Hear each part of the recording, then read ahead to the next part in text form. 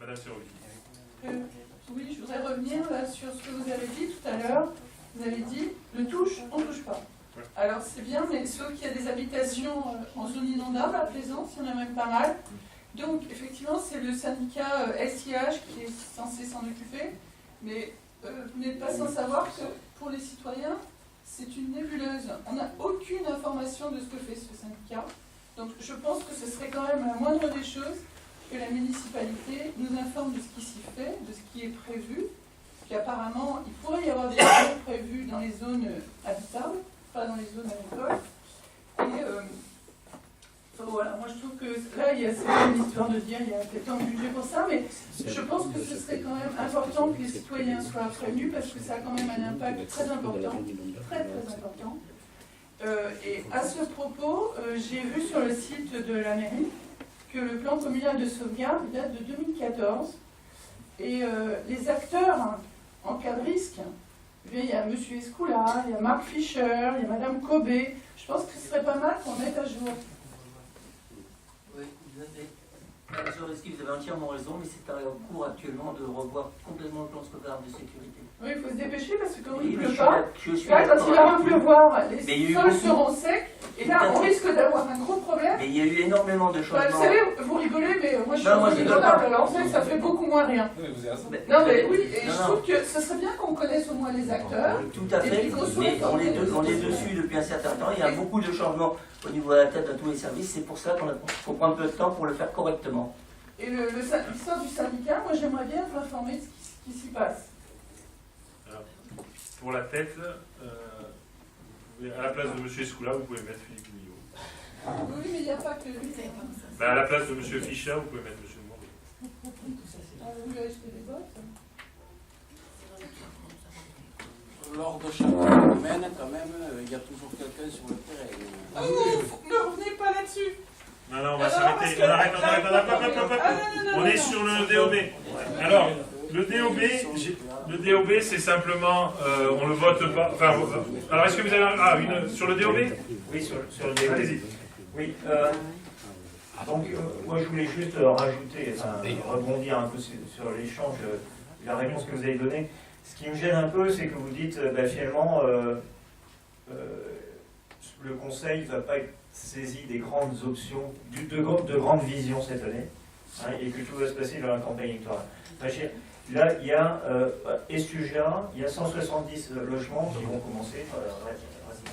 IME Saint-Jean, il y a 350 logements, etc. On a une responsabilité à Plaisance-du-Touche d'accueillir dans les meilleures conditions les habitants. On a aussi la responsabilité vis-à-vis des habitants de continuer à avoir une ville vivable et respirable. Il y a eu des investissements, le INEO, donc on a nécessairement un devoir, notamment lorsqu'on expose un budget, de nous dire comment on va répondre à ça. Alors on le perçoit à niveau, vous parlez de groupe scolaire, etc. Mais bien entendu, c'est évident qu'il va falloir un groupe scolaire. Mais il faudrait aussi que vous nous exposiez un peu la vision sur quelles sont les infrastructures les plus urgentes, comment on va aussi, parce que j'observe que tout se déporte un petit peu vers la rive gauche du Touche. Est-ce qu'on va aussi penser à revitaliser un peu ne serait-ce que campagne, etc. On a des infrastructures fortes. Là, vous nous parlez encore d'une médiathèque un peu dans la même zone. Enfin, est-ce que vous avez aussi une vision à ce niveau-là? Voilà. Voilà. Et j'estime que c'est au moment du budget, c'est au moment que, même si dans l'hypothèse où vous n'êtes pas réélu la prochaine fois, au moins vous avez le devoir à l'heure de présenter une vision. Voilà. Et c'est ça qui me gêne dans ce que vous venez d'annoncer, que vous nous annoncez, certes, des mesures assez consensuelles, hein, sur les plantations des arbres, etc., du bio, ok, mais c'est pas ça qu'on demande. C'est pas les enjeux, ça répond pas aux enjeux de l'économie. J'ai pas grand-chose à répondre puisque c'est exactement la même réponse que tout à l'heure. Il est clair que nous présentons un budget pour l'année 2019 et qui est l'année préélectorale. L'ensemble de visions, comme vous dites, n'ai pas encore eu de vision. Je n'ai, voilà, je cherche pas.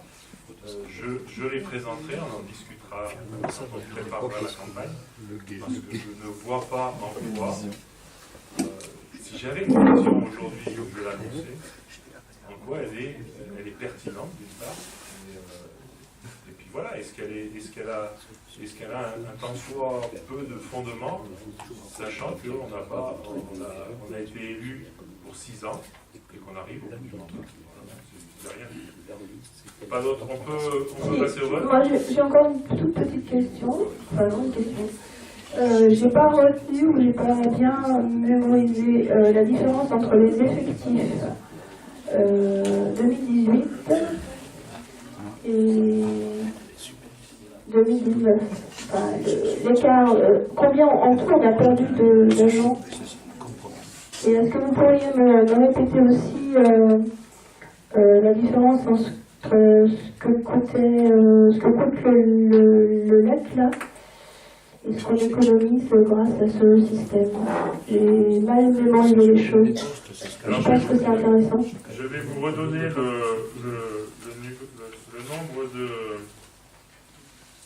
le nombre d'agents en fin 2017 était de 428. Donc maintenant, si vous regardez les effectifs de l'année 2018, ils sont donc au 31/12/2018 à 332. Donc voilà, c'était un peu moins de 100. Et après, pour le reste, il n'y a aucun Donc problème. la différence, elle est de presque 96 personnes. Je l'ai compté, mais j'avais l'impression d'avoir fait une erreur. Ah non, non, c'est...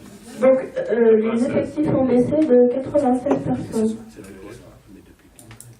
Mais ça colle pas du tout avec ce que vous avez annoncé. Si. Donc c'est le gros de la perte en effectif, c'est les ALAE. Ah ben oui, c'est une centaine. D'accord. Il y a une centaine, c'est pas tout à fait une centaine d'animateurs, parce que il y en a qui sont restés, à la mairie, puisqu'il y en a qui étaient titulaires. Et donc l'autre question, c'était avant ALAE, un système ALAE et le système... Là, je les ai pas sous les yeux, donc Ouais. vous les retrouverez tout à fait dans les documents qu'on vous a donnés. Je reposerai la question. Parce que ça aussi, Non, c'est non, mais intéressant. il suffit que vous lisiez le rapport que vous avez dans la là, et vous trouverez les chiffres. Il n'y a pas de problème. J'aime bien faire redire les choses. Ouais, je sais, ouais.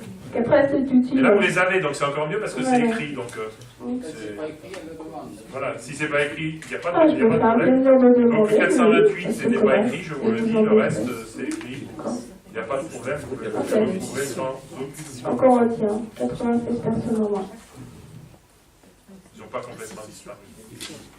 Ils s'occupent très très bien des enfants. On passe alors, c'est un vote pour... on prend acte de... C'est pour ou contre? Alors, on vote pour quand? Qui est contre le rapport d'orientation budgétaire? Ah ouais, c'est la loi de 2016. Alors, on vote le ROB, le rapport d'orientation budgétaire. Qui est contre? C'est quoi? Qui est contre le rapport d'orientation budgétaire? Donc combien vous avez de procuration? 2? Une ou deux? Non, on a les deux. Alors, ben 8 contre. Qui s'abstient? Je vous remercie. Et donc on peut libérer Madame Brooks. Merci. Et alors vous allez revoir au budget? Non, d'abord, Avec grand plaisir. pour la commission finance. Ah oui, bien sûr. C'est bon? Alors, décision municipale. Est-ce que vous les avez regardées? Est-ce que vous avez des remarques? Ah, il marche pas l'écran?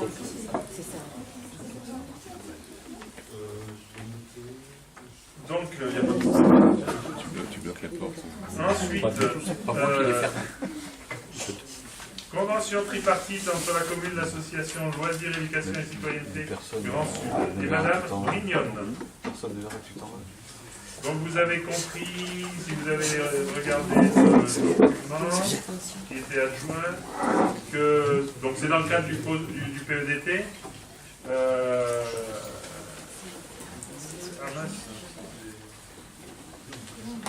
Donc Madame Brignode et voilà. Madame Brignode intervient en danse et relaxation. Et donc elle va assurer les prestations dans le cadre du PEDT au sein des accueils de loisirs des ALSH.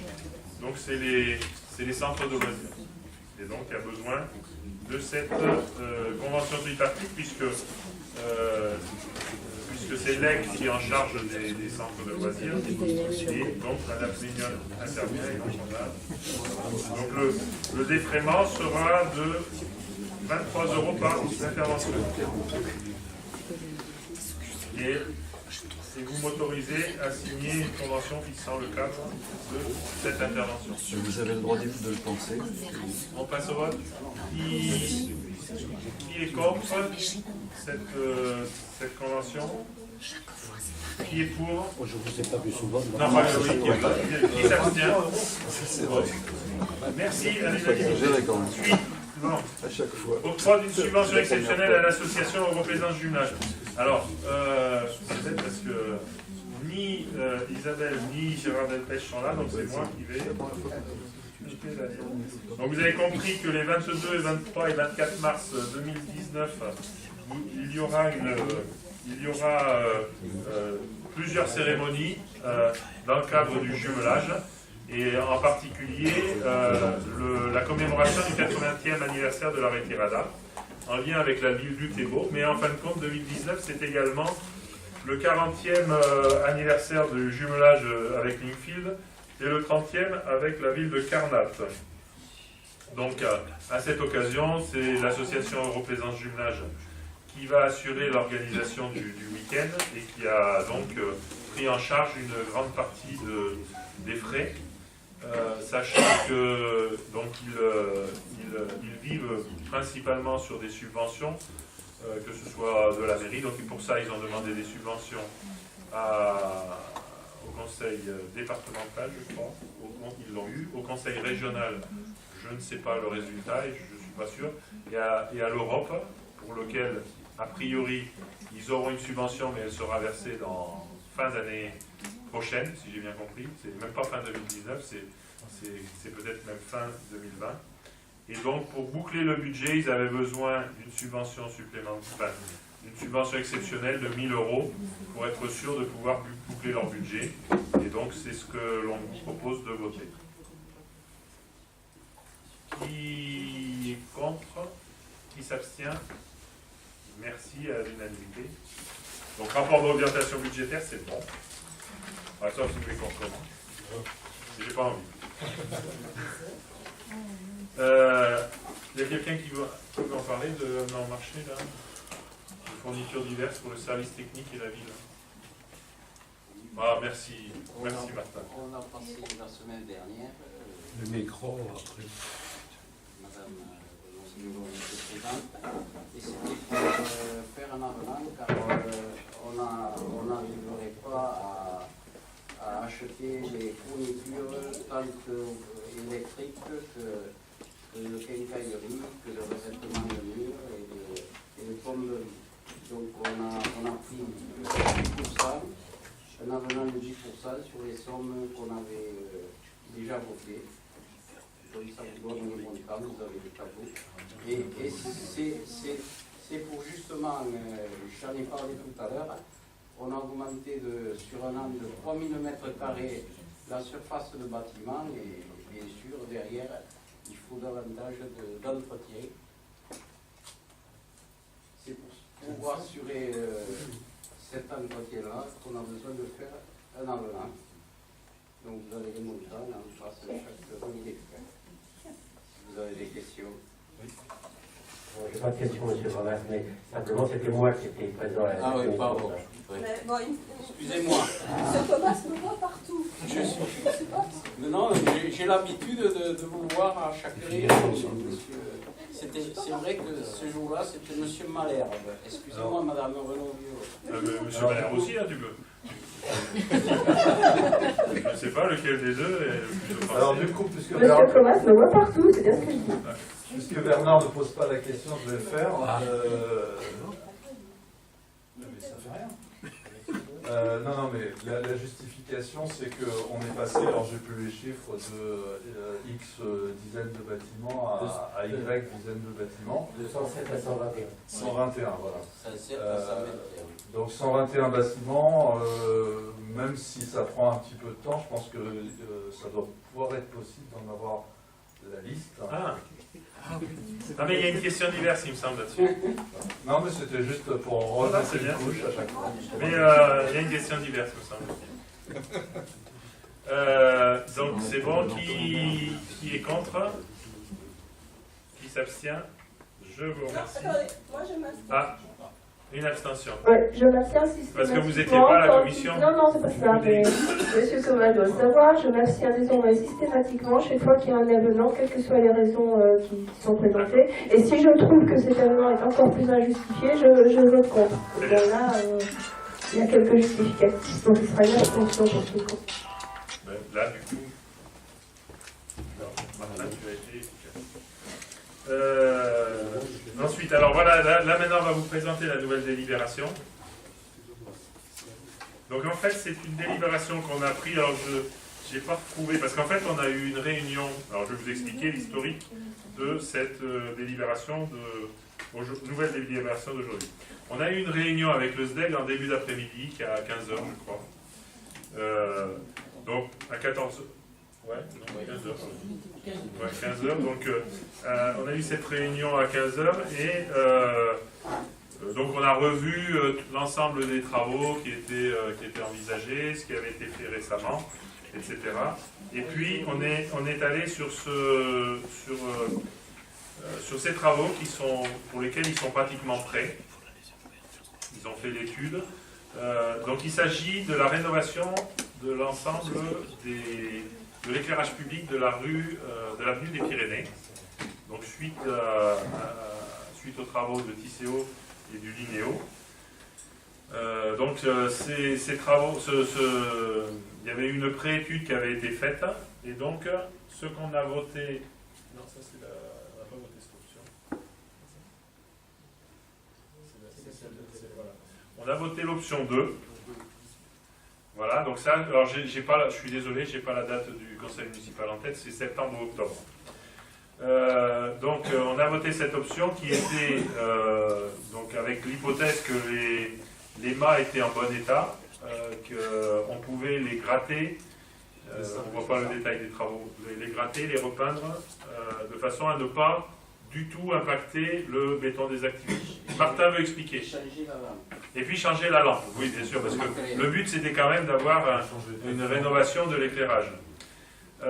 Donc voilà, on avait un montant total des travaux de 13 360... Non, ça c'est la part communale. On avait un montant hors taxe estimé à 52 000. En réalité, il était de 48 000 là, après étude. Et donc voilà, on a voté ça avec une contribution de la commune de 13 366.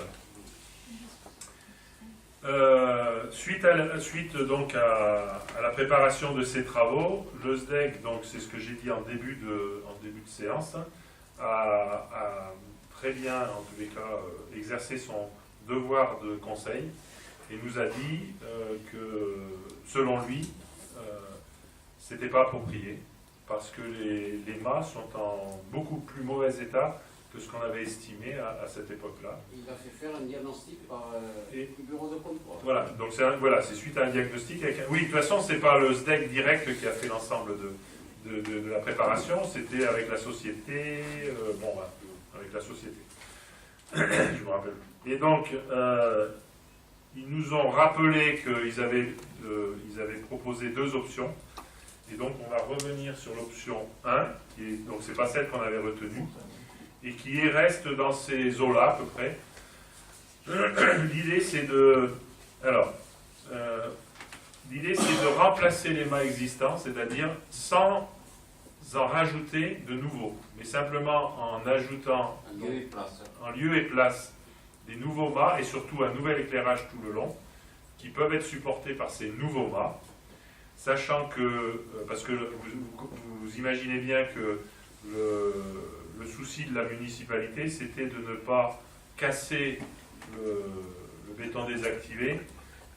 Donc l'idée, c'est de remplacer ces mâts et de mettre une pointe de diamant. Ça y est, c'est du béton, vous savez, voilà, hein, en pyramide. Donc qui permet de couvrir l'ancien emplacement, puisque l'ancien emplacement sera certainement un peu plus large que le nouveau. Sachant que cela a déjà été fait, alors voilà. Et donc je vais passer. Donc voilà quel est le. Voilà. Donc au niveau financier, l'ensemble des travaux était estimé donc à l'époque à 137 000. Est-ce qu'ils ont donné un autre. Non, ils n'ont pas donné d'autres chiffres pour l'instant. Et donc ça représenterait une contribution communale totale de 34 808 €, sachant qu'on a la possibilité d'exercer, de décider de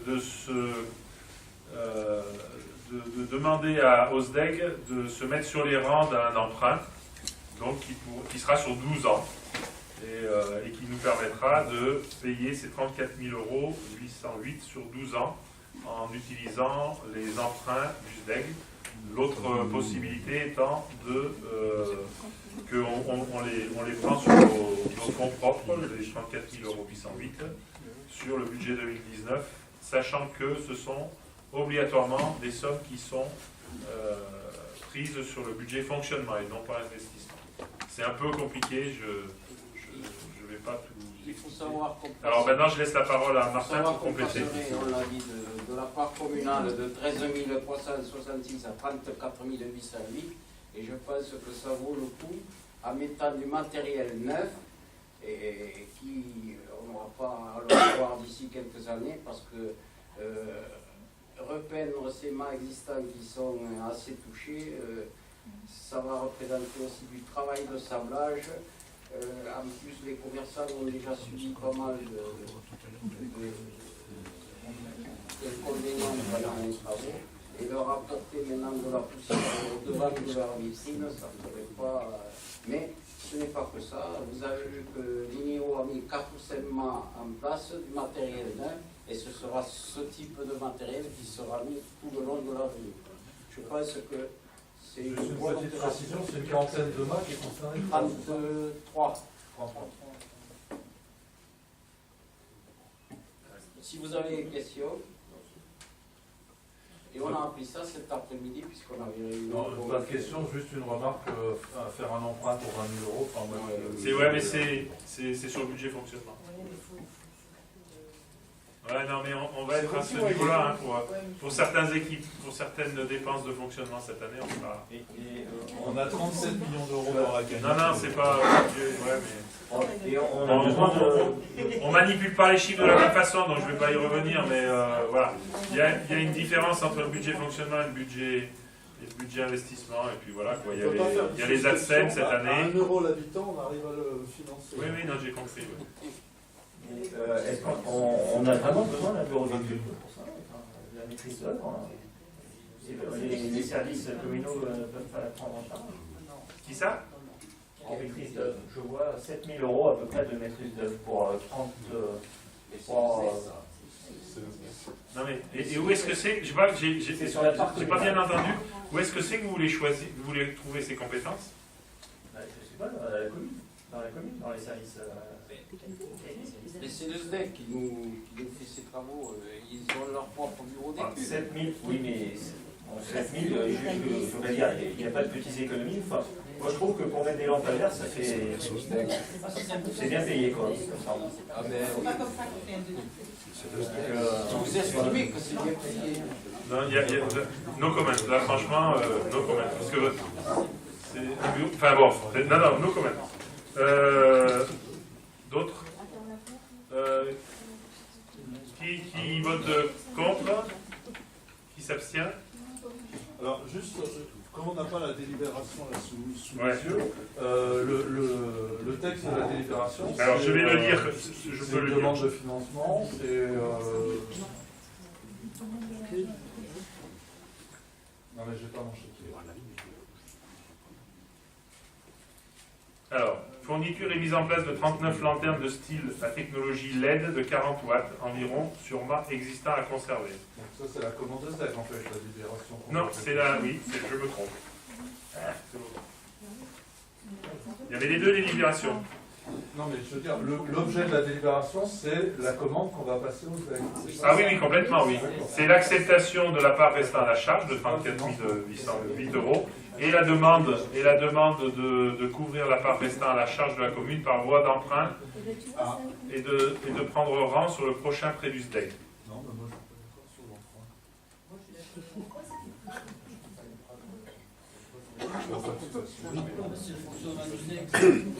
Non, mais je comprends très très bien. Hein. C'est bête, Madame Brooks est partie. C'est elle qui m'a dit pensez bien à faire voter la voie d'emprunt. Elle aurait été certainement plus compétente. Voilà, elle aurait été, vous l'auriez mieux écouté que moi, mais c'est normal. On pourra avoir juste une petite annotation dans le procès verbal de ce conseil municipal pour dire que cette augmentation du montant que la commune doit acquitter c'est faite suite au conseil, comme vous l'avez très bien expliqué, le conseil du DEC, lequel DEC a pris renseignement, voilà. Donc j'aimerais bien qu'il figure ça pour l'histoire. Hein, voilà, tel organisme a émis un avis disant qu'il était judicieux de dépenser une somme qui est quand même 3 fois celle qu'on avait prévue, quelque chose comme ça. Oui, à peu près, oui. Non, mais je suis d'accord. C'est comme ça que je voulais présenter, donc... Alors... On ne peut pas voter les deux points séparément? On peut voter les deux points séparément. Non. C'est de la vente forcée. Non, mais moi je suis pas d'accord. Je vois vraiment pas l'intérêt de parcourir un emprunt à 20 000 euros, pourquoi pas. Et si on avait fait que la première option, on n'avait pas choisi la voie d'emprunt. Pour les 13 000 euros, c'était pas entre le 13 choix 000 et 35 000, là, on a passé le seuil où on va faire un emprunt. Mais 20 000 dans le budget de fonctionnement, c'est énorme. Oui. Non, mais je... Bien sûr, c'est gros. Dans un budget de fonctionnement de 22 millions d'euros, c'est 8 millions de dépenses. Non, c'est pas la même ligne. C'est pas la même ligne. Avec, non, mais bon. Donc, qui est contre? Alors, avec les procurations, vous avez combien? Je sais pas, qui c'est toi qui a la procuration? Ils savent plus. On n'a qu'une procuration. Donc 4 contre. Qui s'abstient? Une abstention. Merci. Et merci d'avoir accepté de voter cet avenant. Je le répète par rapport à la question de M. Malherbe. Il y avait urgence dans le sens où ils sont vraiment prêts et perdre. On aurait pu le passer au conseil municipal suivant, donc dans un mois, et on aurait perdu pratiquement, peut-être pas un mois, mais on aurait perdu un bon temps.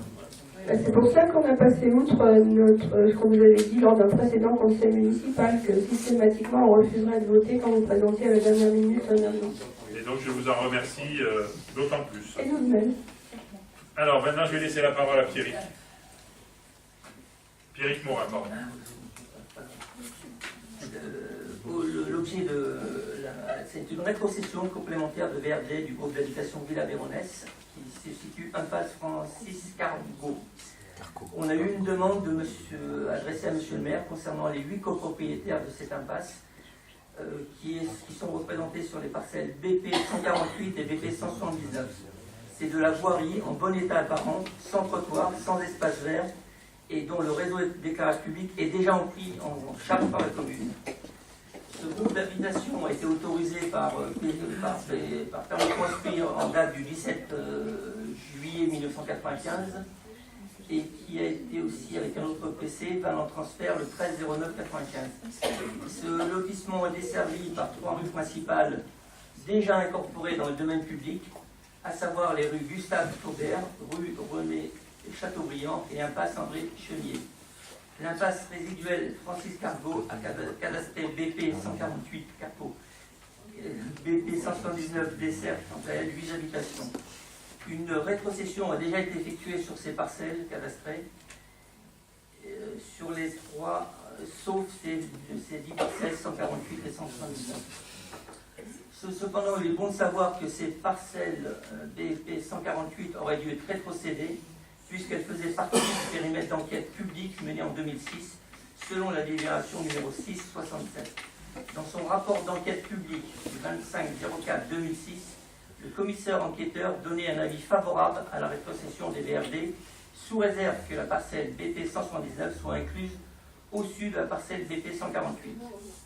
D'ailleurs, les parcelles aujourd'hui privées BP 148 et BP 179 faisaient partie de la promesse de vente envoyée par le cabinet Moulin Trafort représentant l'ASL des copropriétaires.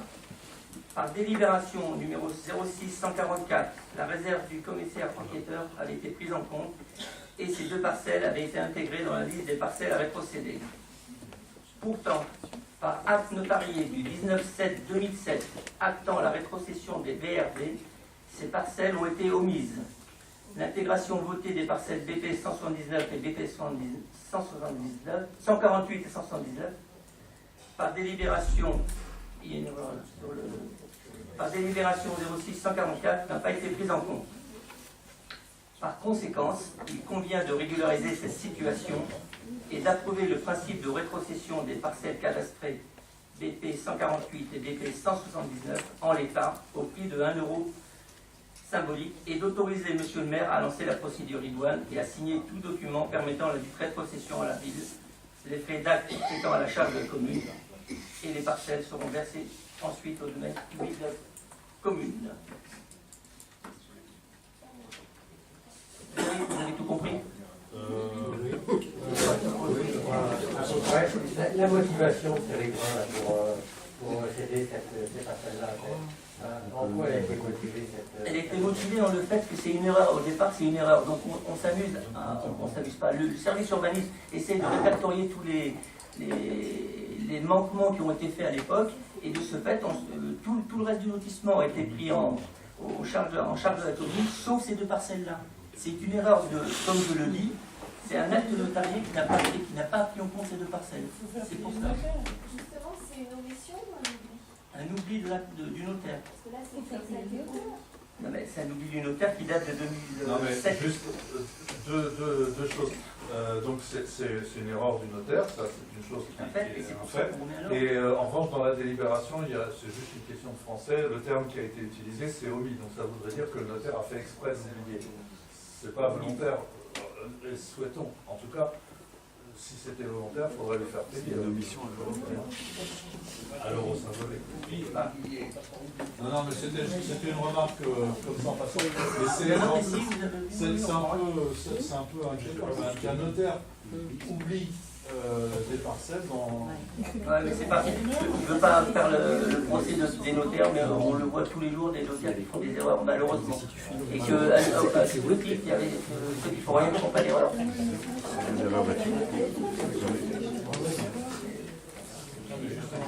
Il y a aussi des bons notaires, il y a aussi des mauvais notaires. D'autres questions? Alors, qui est contre? Qui s'abstient? Je vous remercie. Donc ensuite, le dernier point, c'est concernant les informations du Conseil communautaire de la CCST. Vous avez dans le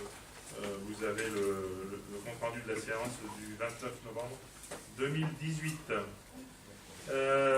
Et puis maintenant, on passe aux questions diverses. Alors, je vous laisse lire vos questions.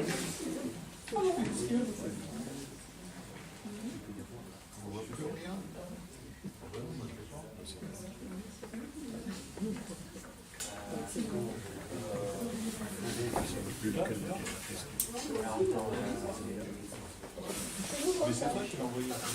C'est moi.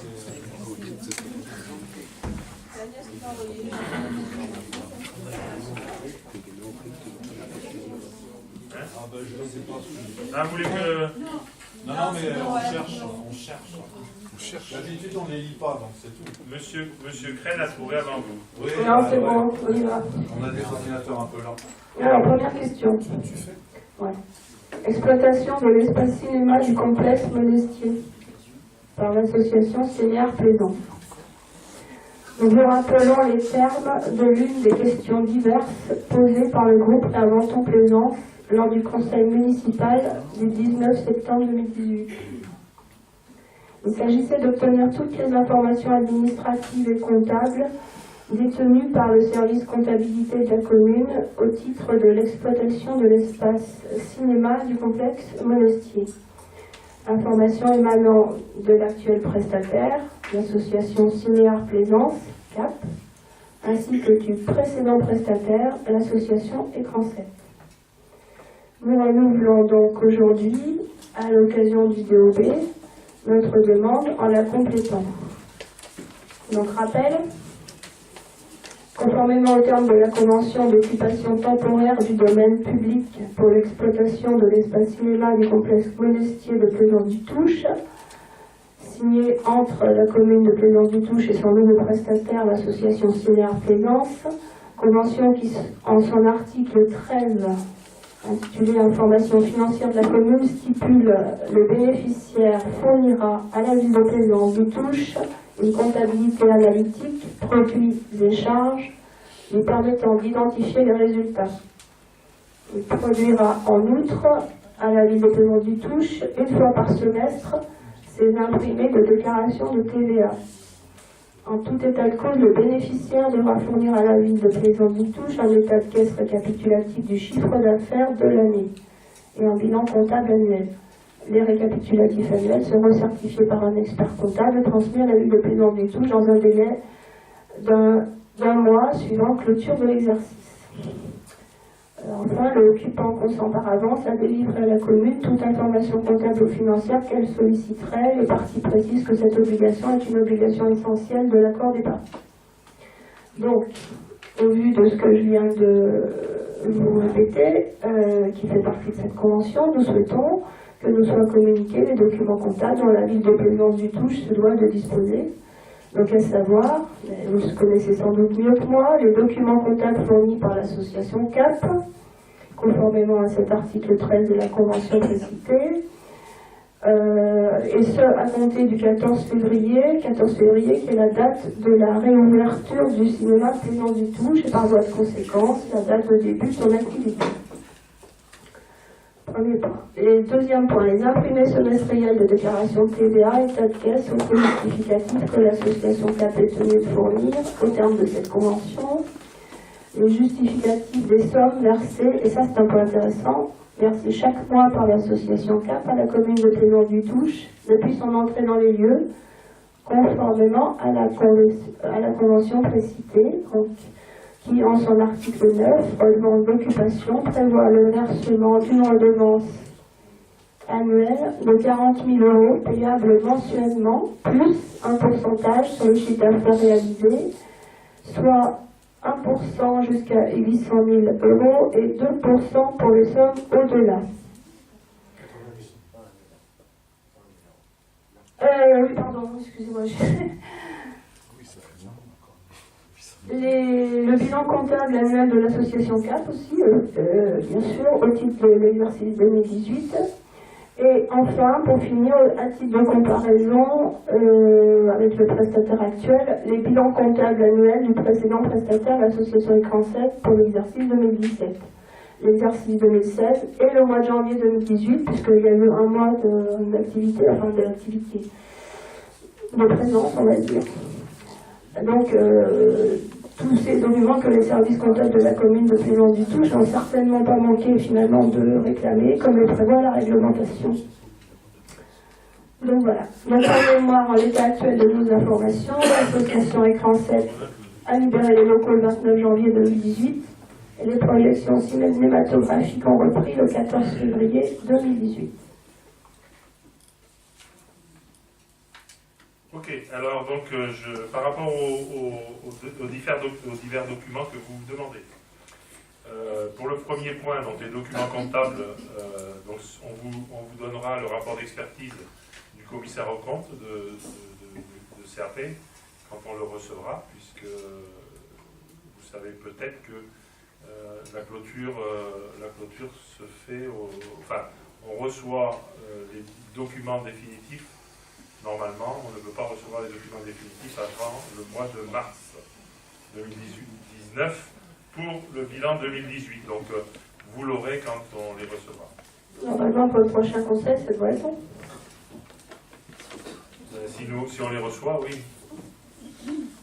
Ensuite, les imprimés semestriels de déclaration de TVA, état de caisse et autres justificatifs, on n'en a pas eu et on n'en a pas demandé particulièrement, donc on ne pourra pas vous les fournir. Pourtant, c'est prévu, il me semble. Ouais, mais vous savez, il y a plein de choses qui sont prévues et qu'on n'a pas, et en particulier avec... C'est marrant parce que moi, il est prévu que je paye mes impôts tous les mois, mais si je ne le fais pas... Non, mais vous en faites pas, ils payent la TVA tous les mois. Ensuite, les justificatifs des sommes versées. Donc, il faut savoir quand même dans quelles conditions CAP a pris a pris en charge l'ensemble des salles de cinéma. Vous savez très très bien qu'ils se sont retrouvés sans aucun fauteuil, avec les écrans qui ont été démontés, etc. etc. Et vous savez bien aussi que cette situation avait été envisagée... Non, mais je donne des faits, s'il vous plaît, et ensuite après vous pouvez prendre toutes les interprétations que vous voulez, pourquoi il y a ça, pourquoi si. Je vous dis les faits, et je vous dis que on a convenu, et en tous les cas, il n'y a aucun problème pour ça, qu'ils verseraient de façon annuelle. Et donc, ils ont versé leur redevance au prorata des 40 000 €. Donc, j'ai sous les yeux le justificatif du virement qui a eu lieu le 7 janvier 2019 pour un montant de 35 068,80 centimes. Donc ça, voilà, donc là, effectivement, il l'a. Bon là, par rapport aux 2%, et ben, au 1% ou 2%, on verra, donc ça sera en fonction du bilan comptable de l'année 2018, donc en fonction donc, dans le rapport d'expertise qu'on vous fournira, vous aurez le bilan comptable annuel de l'association CAP au titre de l'exercice 2018. Enfin, par rapport à... Et là, on compte sur vous parce que je crois que vous souteniez beaucoup l'association Écran 7. Donc, j'espère que vous avez gardé des liens d'amitié avec eux parce que ils nous ont donné le rapport d'expertise de 2016. On n'a rien eu en 2017 et on n'a rien eu pour 2018. Donc, si vous pouvez agir auprès d'eux, puisque vous étiez en tête de la manifestation pour le soutien à Écran 7, j'aimerais que... vous voyez partout. Non. Enfin, je pense qu'il y a une photo de la dépêche qui doit exister par rapport à cette... Donc, il n'y a aucun... Là-dessus, si vous pouvez nous aider, ça sera avec grand plaisir. Et on pourra donc vous donner le comparatif. Moi, je veux bien sachant que celui de 2016, on pourra vous... Non, mais je peux finir. Non, mais... Voilà. Sachant que 2016, on l'a et on pourra vous le fournir si vous en avez besoin. Et enfin, voilà, donc ça a été... Voilà, c'est par rapport à... maintenant, vous pouvez faire vos commentaires et vos... Le premier commentaire, c'est... Quand il s'agit de documents comptables, je m'explique mal comment, quelles que soient les relations un peu compliquées qu'il y ait pu y avoir, comment la commune de Plaisance-des-Touches n'a pas tout simplement demandé par écrit, comme je sais, que l'association lui fournisse son bilan. Et ils avaient une comptable qui se chargeait des opérations, donc vous l'aurez certainement transmis. Alors, c'est qui que vous prenez pour une bille? C'est le maire, les services? Vous croyez que ça n'a pas été fait, ça? Ce qui n'a pas été fait, c'est d'acter en justice. C'est-à-dire que maintenant, pour les obtenir... Elle était là. Mais bien sûr qu'elle existe encore. Elle existe pour une raison toute simple, c'est que si elle arrêtait cette association, elle devrait donner son bénéfice à la commune de Plaisance-du-Touches. Donc elle existe toujours. Je ne sais pas où elle habite, mais en tous les cas, elle n'a pas été dissoute. Et ça, je pense que vous devez le savoir. Je ne vous ai pas dit qu'elle n'existait pas. Je vous demandais si vous avez bien... Alors, je vous répète, c'est qui que vous prenez pour une bille? Alors, je vous pose cette question parce que lors d'un précédent conseil municipal, celui qui est cité dans ma question diverse, M. Escola, votre prédécesseur, avait dit, mais sans doute ai-je mal compris, on pourra réécouter les enregistrements, que pour des raisons d'apaisement, il n'avait pas formulé cette demande. Donc vous me dites qu'effectivement, si elle a bien été formulée. Donc voilà, on ne va pas mettre ça sur le terrain de la polémique. Hein. Moi, je vous pose une question, vous m'y répondez. Apparemment, j'avais mal saisi ou les choses avaient mal été expliquées la dernière fois qu'on a demandé ça. Donc ensuite, pour l'histoire du chiffre d'affaires, donc comme vous l'avez dit tout à l'heure, le pourcentage qui est prévu en fonction du chiffre d'affaires, j'imagine, comme vous l'avez dit, qu'au prochain conseil municipal, donc de mars, vous détiendrez les éléments qui sont demandés.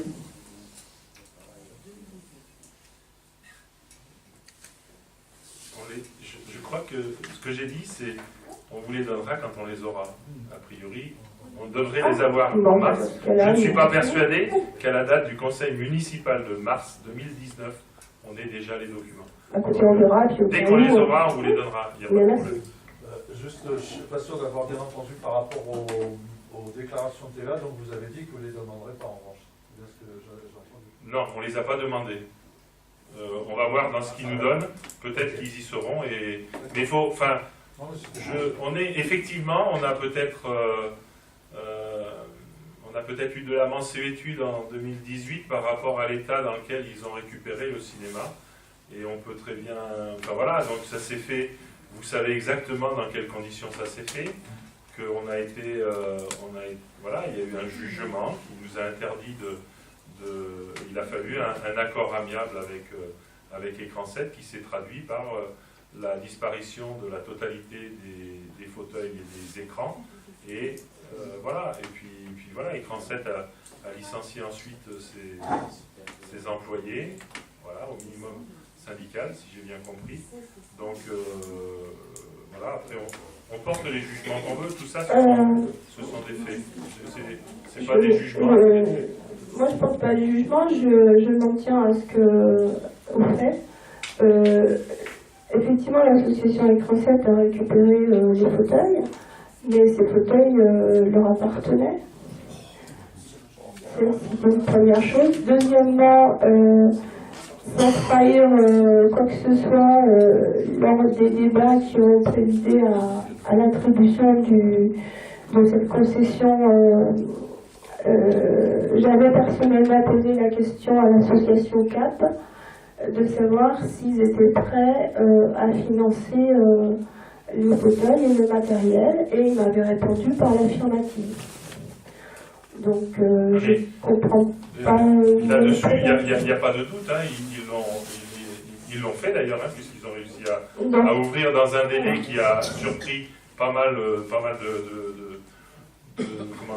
défenseurs d'Écran 7. Ensuite, toujours pareil, si vous voulez des faits supplémentaires, le rachat des fauteuils à Écran 7, on leur a proposé de ne pas démonter les fauteuils et de les dédommager puisqu'ils leur appartenaient. Et donc peut-être qu'ils en auraient retiré un meilleur prix que ce qu'ils ont eu en les démontant et en les envoyant, je ne sais pas. Mais ça, là on tombe, si je peux me permettre, dans autre chose que le pragmatisme pur et dur ou que les aspects financiers. On tombe dans le facteur humain. Donc, ma foi, peut-être effectivement, pour des raisons qui leur appartiennent, ils n'ont pas souhaité faire un bénéfice là-dessus, même si ils auraient gagné des parties. Alors, on va finir. Mais puisqu'on est dans le facteur humain, donc si vous pouvez, vous, humain, si vous pouvez, vous, humain, obtenir les résultats d'Écran 7 de 2017 et de 2018, ce sera avec grand plaisir ensuite on vous en fera des copies aux frais de la municipalité. Si elle est honnête, on va expliquer pourquoi Écran 7 le 18 décembre 2018, c'est-à-dire très récemment, donnait toujours son adresse 1 rue des Fauvettes. Ouais. Allez, vous avez une deuxième question. De toute façon, elle est véhicule. Hein. Donc, comme je le disais tout à l'heure, nous souhaitons renouveler notre demande d'obtenir un état du patrimoine principal, des bâtiments principaux et des terrains principaux. Il ne s'agit pas de faire l'inventaire à la préserve des tout petits trottoirs qui émaillent le patrimoine de la commune. Alors, je ne vais pas pouvoir vous répondre comme Monsieur Escoula, puisque je n'ai pas le patrimoine dans ma tête. Mais par contre, effectivement, ce que vous croyez être n'existe pas vraiment. Il faut recoller. On sait ce qu'on fait avec la taxe foncière. Je n'ai pas compris, je ne suis pas persuadé que... Oui, mais ça c'est ce que vous avez. C'est ce que vous avez dans le... Non, le détail de la taxe foncière. Quand on paye quelque chose pour la taxe foncière, on sait pas. Oui, mais c'est bien ce que je vous dis. C'est que vous avez... Non, mais je ne dis pas le contraire. Les adresses sont erronées, donc c'est pas possible. Non, est-ce que je peux terminer donc, ça n'existe pas tel quel. Il faut recoller l'ensemble des morceaux. Alors peut-être qu'on cherchera dans la taxe foncière, peut-être qu'on cherchera ailleurs. Dans tous les cas, certainement qu'il y a des morceaux à droite, à gauche. Et là, par contre, dès qu'on les aura recollés, je les aurai, on vous en fera une copie aux frais de la municipalité. Mais au jour d'aujourd'hui, et peut-être qu'au conseil municipal de mars, peut-être qu'on ne les aura pas encore, mais voilà, j'ai demandé à ce qu'on puisse accéder à votre demande, et puis en même temps, je serai très très heureux d'avoir...